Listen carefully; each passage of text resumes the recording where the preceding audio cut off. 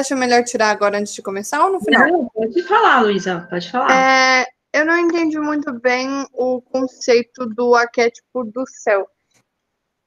De si mesmo? É. Tá, então eu vou voltar lá na teoria dos arquétipos, para vocês terem uma ideia, como a gente foi rápido, né? Com nenhum outro terceiro ano eu consegui terminar os slides. E aqui em Osasco, tipo, eu fui mandando ver, né? Vocês não perguntavam nada, então eu fui indo. Então não tem problema aí a gente voltar lá nos temas da aula passada, tá? Pessoal, conforme eu vou abrindo aqui o PowerPoint da aula passada, vocês podem colocando o nome, número e se é do 3A ou 3B aí no nosso chat, então a gente retoma um pouco a aula passada antes de entrar em Kierkegaard, tá? Embora o Kierkegaard seja um filósofo que vem antes do Freud, contemporâneo a Nietzsche, a gente consegue entender um pouco mais a filosofia dele depois que a gente fala sobre a questão do inconsciente no próprio Freud. E podem interromper quando vocês quiserem, por favor, uma aula mais interativa aí.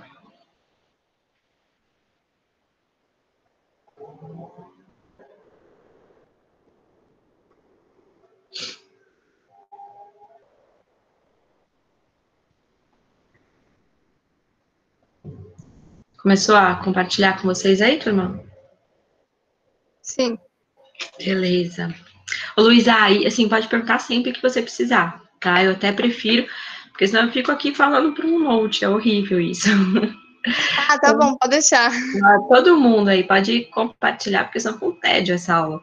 Então, vamos lá, a teoria dos arquétipos, que é do Jung, tá? Que ele vai desenvolver aí, que no nosso inconsciente, a gente forma determinados arquétipos ligados ao próprio espaço em que a gente vive, né? Que tem uma parte da teoria dos arquétipos que é ligada à comunidade e também à construção da nossa própria identidade. E aí, os tipos de arquétipos que o Jung desenvolve, tá? São 4 tipos. O primeiro é o tipo da persona, que eu acho que esse aí também dá pra gente não usar especificamente o nome do Jung ali no tema de redações que vocês estão desenvolvendo e tal, mas trabalhar essa questão da máscara, né? Ele é o primeiro a falar, Kierkegaard já falava um pouquinho disso também, seria um arquétipo da persona, que é a máscara, a fachada que a gente mostra na sociedade. Tá? Então, por exemplo, agora aqui eu tô com a máscara de professora de filosofia, você de aluno, desliguei o Note, eu uso a minha máscara de irmã, moro eu e minha irmã aqui no P, vocês de filhos, a gente tá entre amigos, a gente tem aquela máscara de amigos, e a gente não mostra quem a gente é realmente na sociedade, tá? Então, segundo o Jung, a gente usa isso para poder esconder quem nós somos realmente.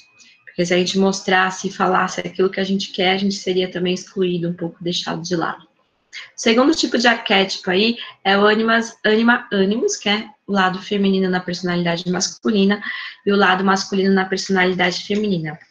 Já o Jung começa a perceber, e olha como isso é contemporâneo, que a nossa educação é totalmente dividida, né? A gente vai falar de Derrida, que é um filósofo que fala da desconstrução, por conta da nossa educação, é que fala, isso é de menina, isso é de menino, tem que controlar o lado da violência, né, em relação a feminino, tem que ser mais delicado, os homens não podem chorar, não podem mostrar suas emoções, então, ao longo aí da nossa infância, a gente acaba colocando filtros, né, que são aqueles filtros também no inconsciente, o Jung usa essa ideia, que faz a gente mostrar quem a gente é realmente, ou as nossas emoções e sentimentos. E essas emoções e sentimentos ficam lá guardados. Então, a gente tem esse arquétipo, um segundo tipo de arquétipo, ele esconde as nossas emoções, que não passam por esse filtro aí por conta dessa construção da educação na sociedade, tá? Então, toda mulher aí tem, claro que essa divisão quem fez foram os homens, né? O que é da mulher e o que é do próprio do homem. Mas toda mulher também tem dentro de si aquele lado mais violento, de não querer ser delicada, só que a gente acaba escondendo atrás dessa máscara. E os homens também, homens, gente, quem disse que homens não têm emoções, não têm sentimentos, não choram, né? É a sociedade que fez uma construção em cima disso, mas todo mundo faz parte do ser humano, tem essas emoções e tem esses sentimentos, sim, só que eles não conseguem externalizar isso de uma maneira mais fácil do que a mulher por conta da própria educação. Então, seria o arquétipo do animus, né? Que seria a alma animal, tá? Anima é alma, ânimo seria aquilo que, nosso lado animal mesmo, irracional e muito mais emotivo. A terceiro tipo é o arquétipo da sombra. Todo mundo tem esse lado mal no ser, né? Em determinadas ações aí a gente tem atitudes que nem mesmo a gente espera, né? De voar no pescoço do outro, tal. Você nunca agiu dessa maneira. O que está acontecendo, né? Então a gente usa também esse arquétipo aí da sombra para poder esconder o nosso lado mais sombrio aí, o nosso lado mais animal, mais irracional, e que está ligado um pouco à questão não da violência no sentido de você ter vontade de ser violento, mas em determinadas ações, determinadas atitudes, tá? Então seria a nossa arquétipo da sombra, o nosso lado mais sombrio aí, e todo mundo tem esse lado sombrio também, seja em pensamentos, seja em ações, mas que a gente acaba usando aquela máscara para não aparecer ele na sociedade, porque também seria um meio de exclusão. O arquétipo do self, agora chegamos aí à dúvida da Luísa, né? Então, o arquétipo do self, ele vai organizar esses outros 3 arquétipos e vai começar a construir a nossa identidade, a nossa própria personalidade.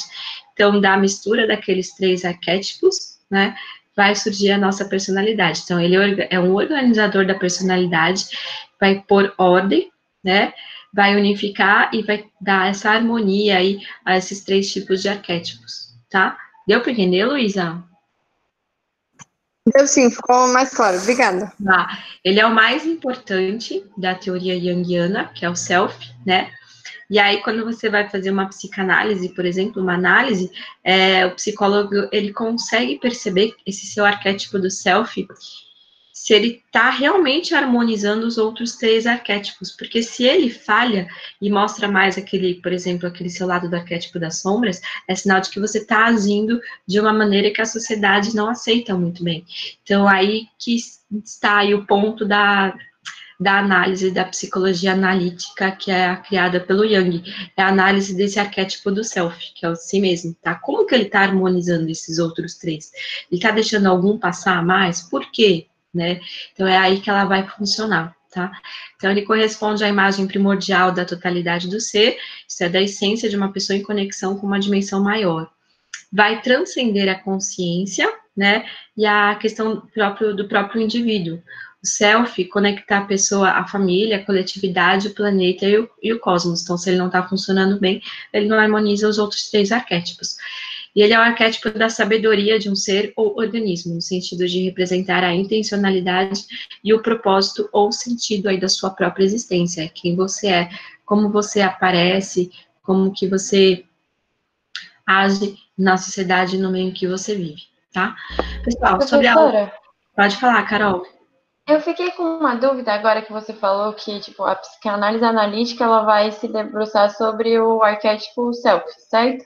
Sim, para Mas poder compreender os outros, né? como que ela acessa esse arquétipo? Tipo, porque o Freud é por meio da forma como o indivíduo fala, do passado. Exato. Então, Carol, a diferença é que a gente tem 3 principais, né? Que é a do Freud, que ele vê mais naquela parte da construção dos nãos, né? Do nosso filtro. Então, ela faz uma análise mais do passado, para você se compreender, né? Já do Jung, a diferença, claro que através também da sua fala, de algumas palavras, da colocação e de alguns testes, tá? A analítica, ela faz essa análise, né? Através de determinados tipos de testes também. Ela percebe que qual é o arquétipo que está se sobressaindo ali, que o self não está conseguindo harmonizar. A diferença principal é que ela faz essa análise, mostra como que você está agora agindo na sociedade, ela deixa muito claras as suas atitudes e abre possibilidades de campos de pensamento de como que você pode agir no futuro.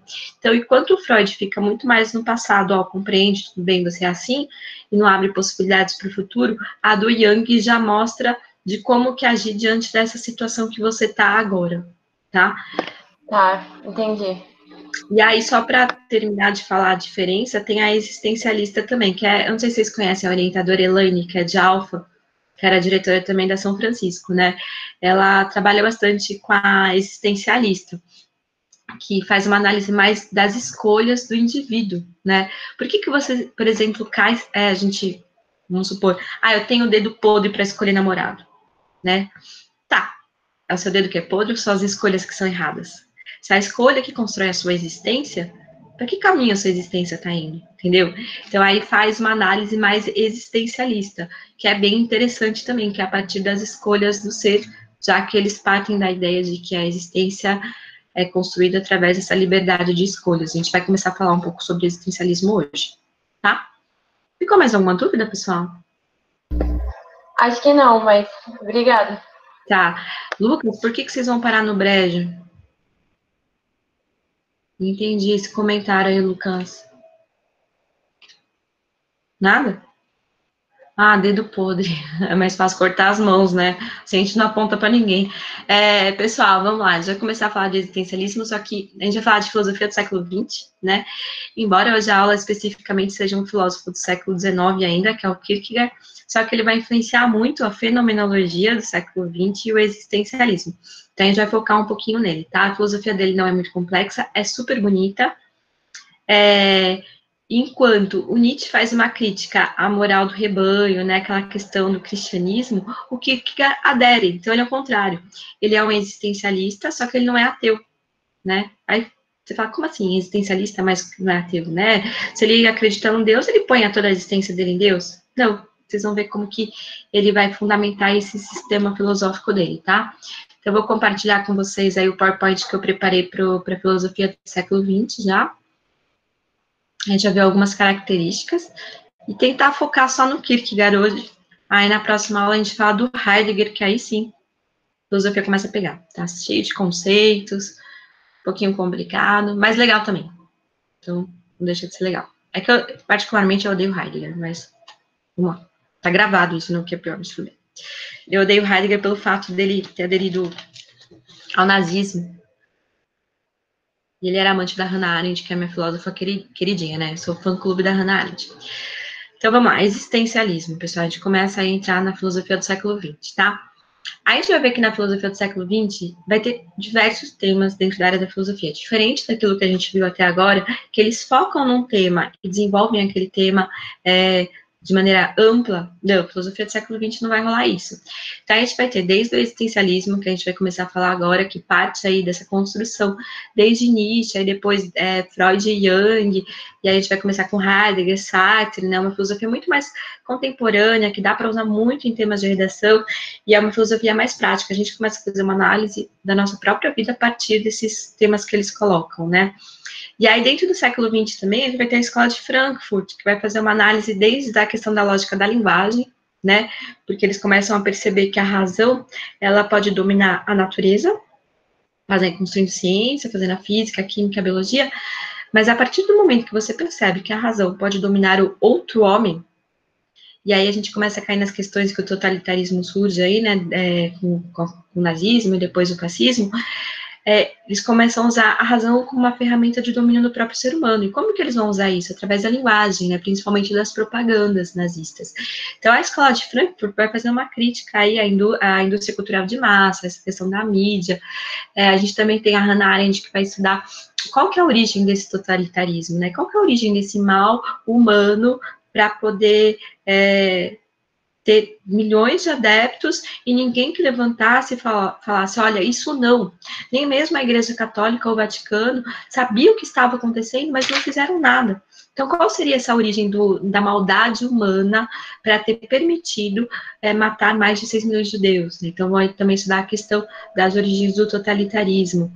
Aí a gente tem uma filosofia também analítica, que vai fazer essa análise dentro da lógica da linguagem, não só da linguagem, é um pouco diferente.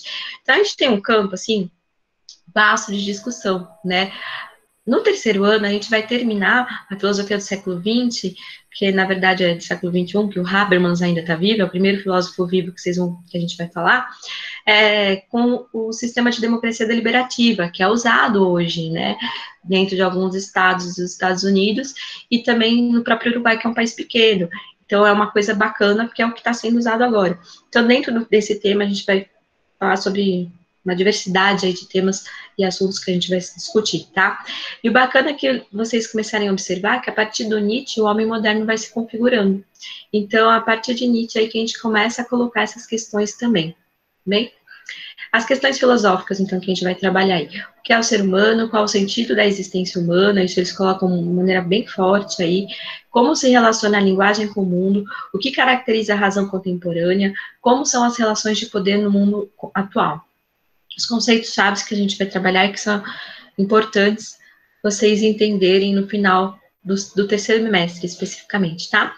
Existencialismo, fenomenologia, a gente já vai falar hoje, fenômeno, ente, ser aí, estar aí, que são os temas do Heidegger, angústia, ente em si, ente para si, o nada, o que é o nada, né, também é Heidegger aí, não ser, liberdade, condição humana, filosofia analítica, análise lógica, jogos de linguagem, escola de Frankfurt, teoria crítica, bom, enfim, são diversos conceitos aí que vocês precisam entender eles para poder compreender a filosofia do século XX, tá? Todos esses slides e o material de apoio eu coloquei lá para vocês. Vamos direto para o Kierkegaard, eu volto para o existencialismo para vocês entenderem aí.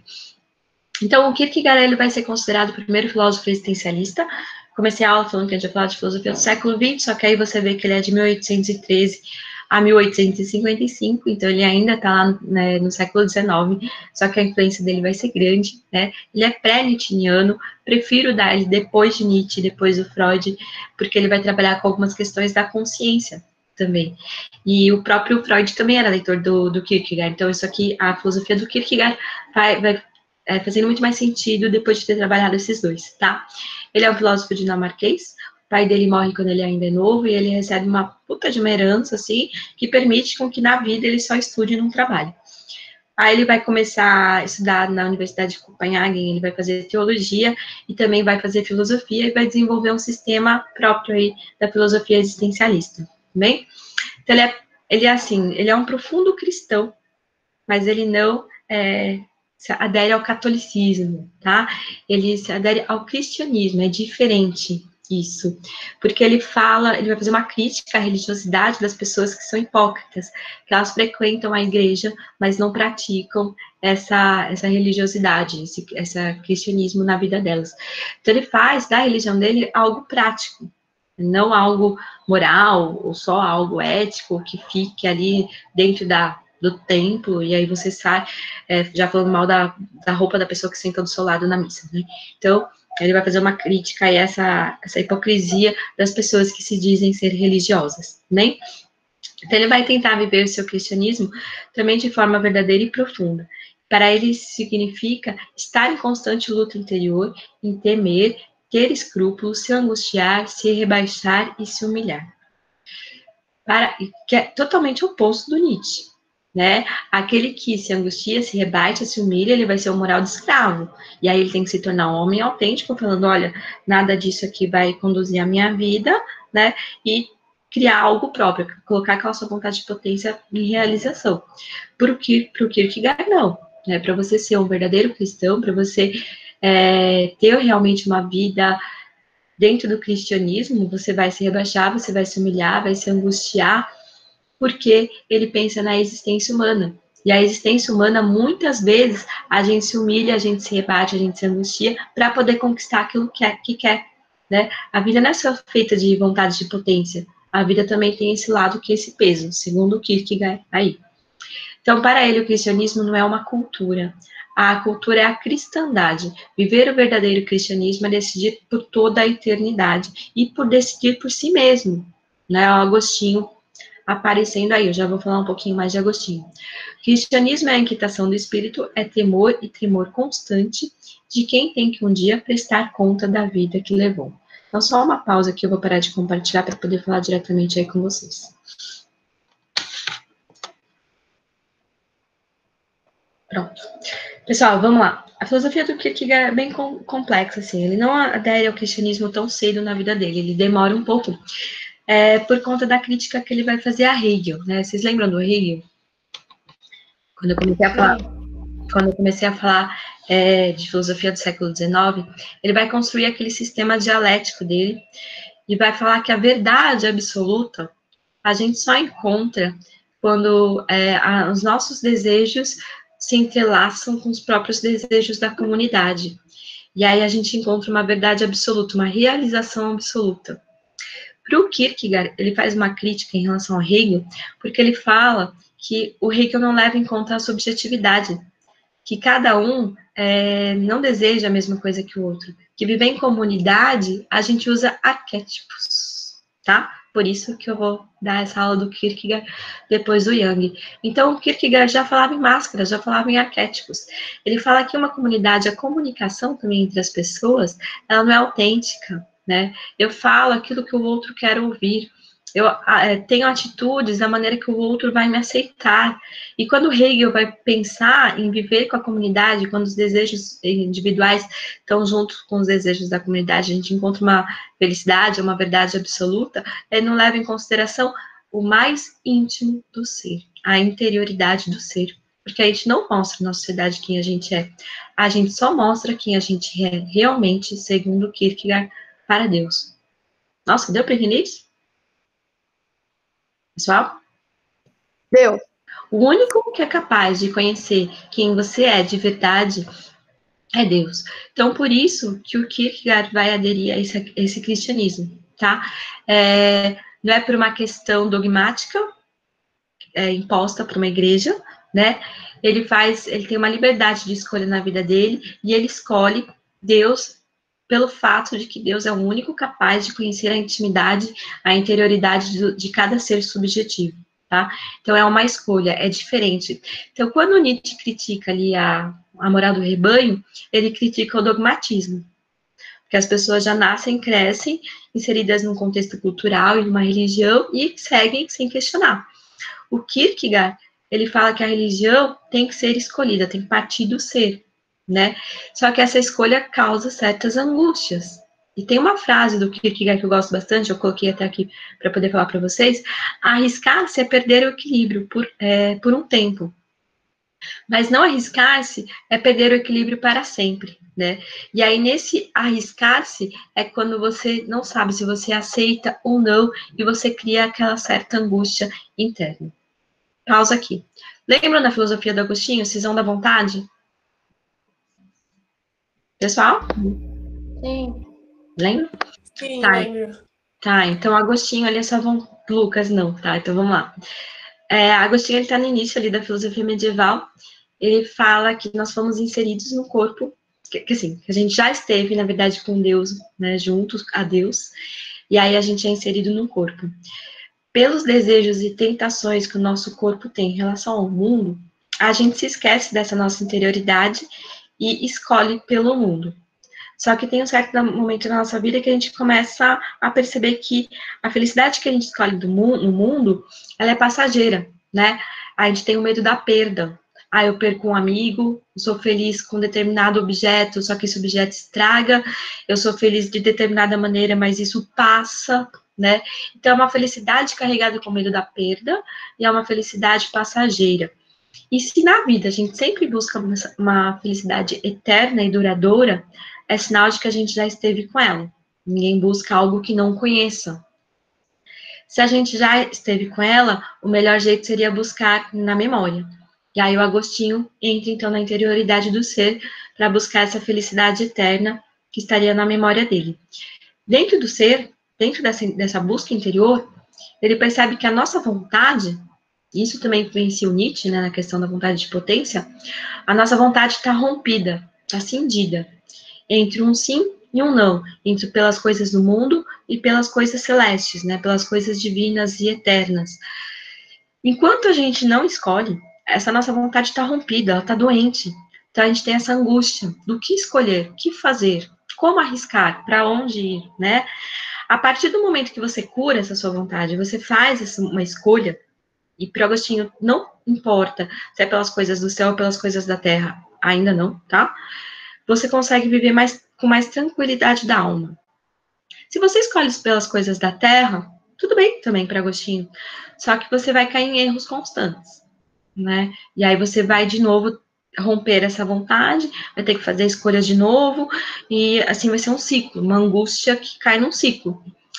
Para Agostinho, se você escolhe pelas coisas do céu, celestes, essa ruptura, ela se cura para sempre, ela é uma cura eterna, mesmo em terra, né? Mesmo em vida. Então, você vai ter pelo menos exemplo de uma felicidade eterna aqui na Terra. A felicidade eterna mesmo você só vai ter na morte, tá? Então, essa interioridade já é trabalhada em Agostinho, depois em Nietzsche, e agora também em Kierkegaard, né? Ele mostra que a nossa vontade está rompida e que a gente precisa fazer escolhas. Só que essas escolhas na nossa vida são constantes, porque afinal a gente existe e na nossa existência tem diversos caminhos de possibilidades. E aí a gente precisa de fazer escolhas constantes, tá? Essa angústia, segundo o Kierkegaard, também ficaria mais tranquila, não que passaria, quando a gente escolhe por Deus. E na nossa vida, segundo Kierkegaard, a gente tem 3 estágios de existência. O primeiro estágio da existência humana seria o estágio estético, que é quando nós somos mais novos, tá? A gente faz escolhas pelas coisas pela aparência, né? Porque são mais belas, porque parecem ser mais divertidas, porque me atraem mais. Só que, e a gente diz, não é nada errado você escolher sobre isso, são estágios que você tem que ir passando até escolher por Deus, né? Até fazer a escolha certa. Né? Normalmente, até a adolescência tal, você faz as escolhas pela parte estética mesmo. Só que isso causa um certo desespero, porque você nunca se realiza, você nunca está à vontade na vida, na sua própria existência. Esse desespero te joga para um salto, né, que seria o segundo estágio, que é o estágio ético, que é quando já na fase, aí o próprio Kierkegaard coloca, da fase aí dos 30 até os 50 anos, mais ou menos, você começa a se preocupar com a comunidade, com o outro, a se colocar no lugar do outro, a pensar nos seus atos, nas suas ações, você deixa a questão da aparência de lado, e aí você se sente um pouco mais confortável. Depois que você já amadurece nesse seu segundo estágio, que é o estágio ético, você é impulsionado através de um salto de fé, que seria uma busca em si mesmo, para o estágio religioso. E ali você encontra a verdade absoluta, que é a sua verdade, sem as máscaras que você precisa de usar para aparecer aí para a sociedade. Tudo bem até aqui, pessoal? Terceiro ano? Professora, Oi. a única coisa que eu não entendi foi muita diferença entre o Kierkegaard e o Santo Agostinho. É a questão do dogmatismo e da possibilidade de escolha? Então, não, porque em Santo Agostinho lá também não tem dogmatismo, ele está na Alta Idade Média, bem no início, né? A diferença é que para o Santo Agostinho você só vai agir eticamente corretamente escolhendo pelo bem, né? Quando você cura a sua cisão da vontade escolhendo por Deus, senão você cai em erros, tá? Entendi. E aí você cura, parou a angústia, você tá feliz o resto da sua vida, né? Ah, tá. E essas escolhas não acabam nunca. Mesmo escolhendo por Deus, na sua existência, na sua vida, você vai continuar tendo escolhas também. Escolhas no sentido do que fazer, qual faculdade eu vou, que roupa eu ponho, entendeu? Escolhas mais simples, mas também escolhas mais complexas que também geram determinada angústia. E ele dá o exemplo de Abrão, né? Quando houve um chamado de Deus para poder sacrificar o seu filho. E aí ele cai num desespero entre a escolha da ética ou da religião, né? Desses 2 estágios aí que eu falei para vocês. E ele prefere dar um salto no escuro, né? Ele chama de a fé é uma experiência do absurdo, né? Então ele prefere agir pela fé e vai sacrificar o filho porque ele realmente acredita nessa verdade absoluta que seria Deus. E aí então, Deus está testando essa fé do Abraão, e aí desce um anjo que não deixa ele fazer, mas ele realmente ia fazer, porque ele acreditava em Deus. Então, tem essa luta também que a gente pode chamar de angústia, que muitas vezes acontecem mesmo na nossa vida, que são as brigas entre a questão ética e a questão religiosa, ou uma questão ética e uma questão pessoal interna também. Né? Afinal, a ética são regras e normas impostas aí, externas a nós mesmos, que nem sempre a gente concorda. Então, por isso que a gente, em vida, nas nossas escolhas, a gente cai também nessa angústia. Entendeu, Carol? Entendi, obrigada. De nada. Pessoal, tem mais 4 minutinhos de aula. Pode continuar ou vocês querem que eu continue nos slides na próxima aula? Eu ponho organizado esses temas que a gente trabalhou agora. E aí a gente começa já com o existencialismo. para não ser muito conceito, muita coisa. E aí vocês aproveitam para tirar as dúvidas, pessoal. Turma? Bom, então vamos embora, hein? Então, vou aproveitar esses 3 minutinhos e finalizar. Roberta, Pode falar. o terceiro estágio, então, é quando você tem uma escolha guiada por Deus e aí ela não traz angústia, é isso? Né? A escolha não é guiada por Deus, é você que escolhe. Deus não te guia para Kierkegaard, diferente do Santo Agostinho também, né? Porque Deus te auxilia pela graça. Então, para o Kierkegaard, não. Entendi, obrigada.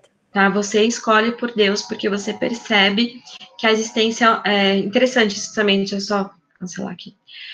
Você percebe que o ser humano, ele é insuficiente por si mesmo na nossa existência. Kierkegaard coloca que a nossa existência não pode ser só isso, né? Viver em comunidade, ter que todo dia acordar cedo, ter uma rotina, estudar, fazer escolha pela profissão, ganhar dinheiro, se alimentar. Ele coloca que a existência humana tem muito mais além disso, né? E esse muito mais além disso é uma questão de fé, porque a nossa razão não alcança.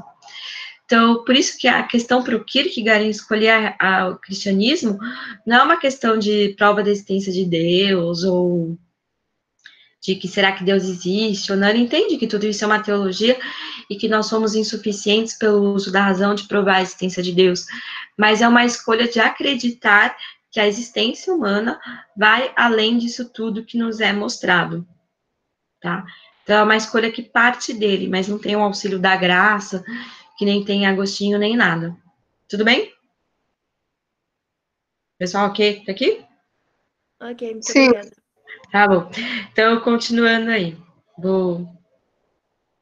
E é bacana que as escolhas pro Kierkegaard, ele vai falar que a vida humana é pessoal e individualizada, e que ela deve ser compreendida, coisa que nunca tinha sido colocado também na filosofia. Daí a briga com o Hegel, porque o Hegel não levou em consideração cada indivíduo, né? Ele leva uma vontade que seja comum a todos, e essa vontade gera uma dialética ali junto com a comunidade, levando essa comunidade à verdade absoluta. O Kierkegaard leva em consideração as escolhas e a vida individualizada de cada ser também. Tem essa diferença. Pessoal, tem 1 minutinho só, eu prefiro parar aqui para continuar no existencialismo, senão vai ser muito conceito, e aí a gente começa a próxima aula já organizando essas ideias e onde que essas ideias vão nos levar, ok? Sim. Sim. Tá ok. Tudo certo. Então, se alguém tiver alguma dúvida, ainda vou ficar esse minutinho aqui com vocês, mas eu vou parar de gravar agora. Foi mais tranquila a aula hoje? Sem muitos conflitos? Foi bem mais